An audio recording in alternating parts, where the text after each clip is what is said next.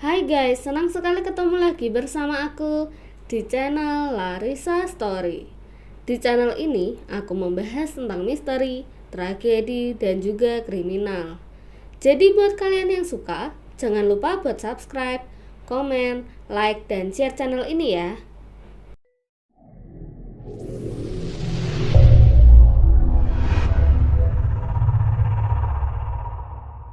Bagi kebanyakan orang di Indonesia, pasti udah nggak asing lagi dengan yang namanya guna-guna. Ada berbagai macam alasan kenapa orang bisa dengan tega mengirimi guna-guna kepada orang lain. Salah satu alasannya adalah karena cinta buta. Pengalaman pertama datang dari seorang ustadz yang bercerita tentang pengalamannya meruqyah seorang wanita yang terkena guna-guna. Seorang ustadz yang bernama Ustadz Syahrul bercerita tentang pengalamannya dalam meruqyah seorang wanita yang diguna-guna oleh beberapa pria. Jadi waktu itu Ustadz Syahrul dihubungi atau ditelepon oleh anak salah satu teman lamanya. Sebut saja si penelpon dengan Mbak Amber. Di situ Mbak Amber cerita kalau temannya yang bernama Anita mengalami penyakit misterius. Jadi Anita ini adalah seorang guru yang berparas cantik. FYI, Anita adalah wanita single dan belum menikah. Tapi entah kenapa, dalam 2 minggu terakhir ini, Anita selalu meracau atau kayak ngomong sendiri, pokoknya nggak jelas gitu. Selain itu, Anita juga mengalami sakit di bagian punggung dan juga perutnya.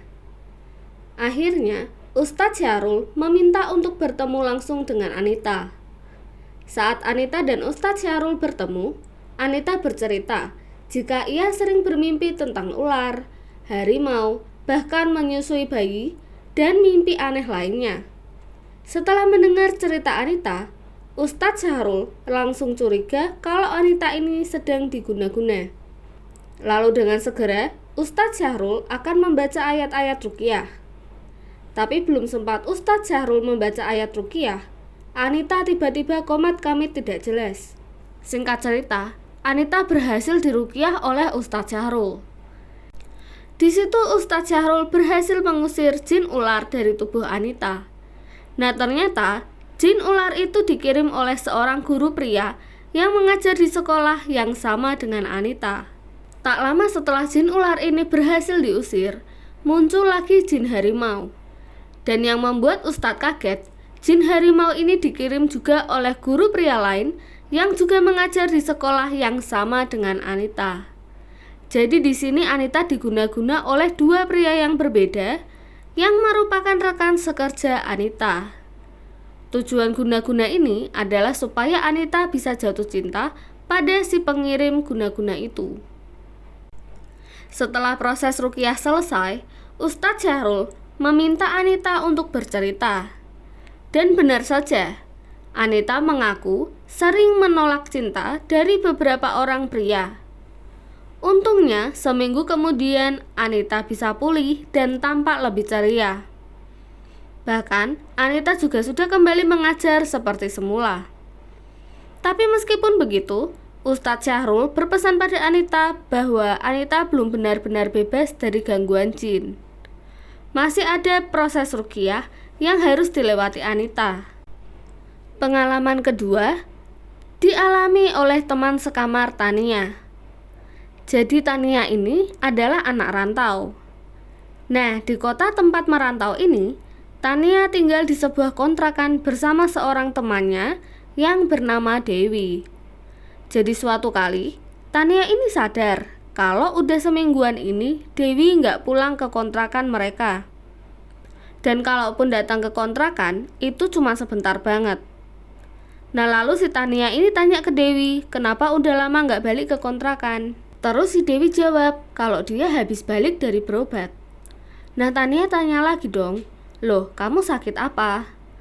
Dewi menjawab kalau ternyata dia diguna-guna oleh orang terdekat.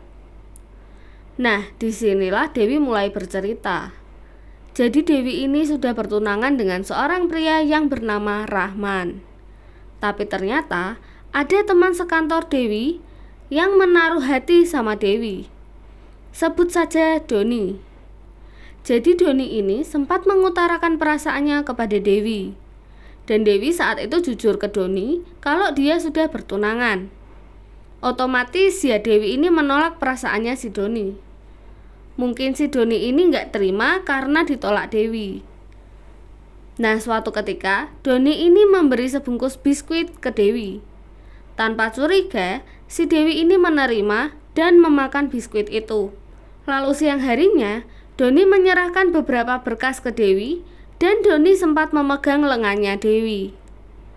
Sejak hari itu, Dewi ini mengalami hal-hal yang aneh. Dewi jadi kepikiran si Doni setiap saat dan jadi gak fokus dalam bekerja. Selain itu, Dewi ini jadi kayak orang linglung, maunya deket terus sama si Doni. Setiap Dewi pulang, pasti gak lama lagi dia akan pergi untuk ketemu sama Doni. Lama-lama keadaan Dewi makin parah. Setiap Dewi pulang, pasti gak lama lagi dia akan pergi untuk ketemu sama Doni. Lama-lama keadaan Dewi makin parah. Dewi udah gak mau mandi. Baju dan kerudungnya juga gak pernah disetrika. Pokoknya tiap sampai di kantor, Dewi langsung ingin menemui Doni. Saat itu, Dewi juga menghabiskan pulsa sekitar 150.000 hanya untuk menelpon si Doni. Lalu saat Doni mengajak belanja, selalu Dewi yang bayar. Yang paling parah itu saat waktunya sholat, Dewi ini harus dipaksa dulu. Sudah begitu, si Dewi jadi bingung soal arah kiblat atau bacaan ayat-ayat. Lambat laun, ibunya Dewi ini merasa curiga dan khawatir mengenai keadaan aneh si Dewi ini. Terus ibunya Dewi ini berinisiatif memanggil seorang ustadz. Saat si ustadz datang, Dewi langsung berteriak, "Kamu mau apa datang ke sini?" Lalu Dewi mencoba melarikan diri. Singkat cerita, ustadz mengetahui kalau si Dewi ini telah diguna-guna oleh orang lain. Dan ternyata guna-guna ini adalah guna-guna yang sangat parah.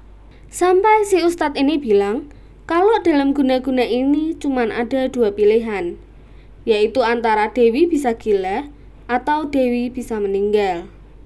Sang ustadz berusaha semaksimal mungkin untuk mengeluarkan guna-guna jahat itu dari tubuh Dewi. Untungnya kondisi Dewi sekarang berangsur membaik. Walaupun sampai saat itu setiap Dewi berkomunikasi dengan tunangannya selalu berakhir dengan pertengkaran. Tak lama, tiba-tiba Doni mengajukan resign dari kantor. Dan sampai saat ini Dewi masih menjalani pengobatan dengan sang ustadz.